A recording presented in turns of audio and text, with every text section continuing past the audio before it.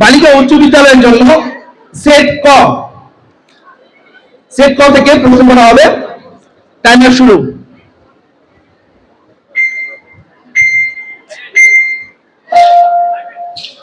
পাট্টা ও কবনীয়তের ভিত্তিতে চাষিরা জমির মালিকানা ও দখলের সুযোগ পায় কোন শাসনামলে? ভুল উত্তর। জেলা কালেক্টর হিসেবে কে কাজ করেন? বিঘা 1 একরের কত অংশ?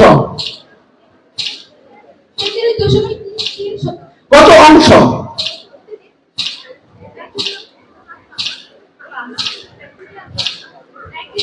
উত্তর সঠিক।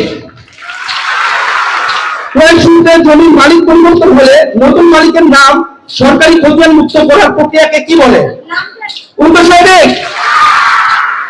ভূমি প্রশাসনের সর্বনিম্ন পর্যায়ের কর্মকর্তাকে? ভূমি জরিপের মাধ্যমে নকশা ও খতিয়ান প্রস্তুত কাজে নিযুক্ত কর্মচারীকে কি বলে? উত্তর সঠিক। কোন ফলক বা জমি খণ্ড একাধিক শরীক একত্রে দখলে থাকলে তাকে কোন ধরনের সম্পত্তি বলা হয়? উত্তর সঠিক। হাট বাজার পরিষেবার মধ্যে একটি উন্মুক্ত স্থান থাকে যেটা সাধারণত বরাদ্দ দেওয়া হয় না, সেটাকে কি বলে? উত্তর সঠিক। চূড়ান্ত খতিয়ান প্রস্তুত করার পূর্বে ভূমি মালিকদের নিকট খসড়া খতিয়ানের যে অনুলিপি দেওয়া হয় তাকে কি বলে? উত্তর সঠিক। সায়রাত মহাল নামক একটি শব্দ আছে, এখানে সায়রাত মহাল বলতে কি বোঝায়?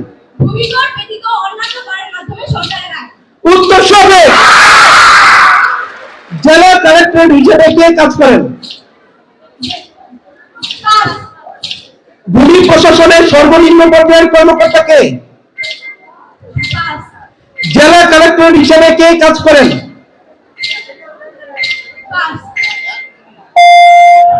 টাইম শেষ। জেলা কালেক্টর হিসেবে কে কাজ করেন? আজকে আমাদের প্রধান অতিথি সম্মানিত জেলা প্রশাসক মহোদয়।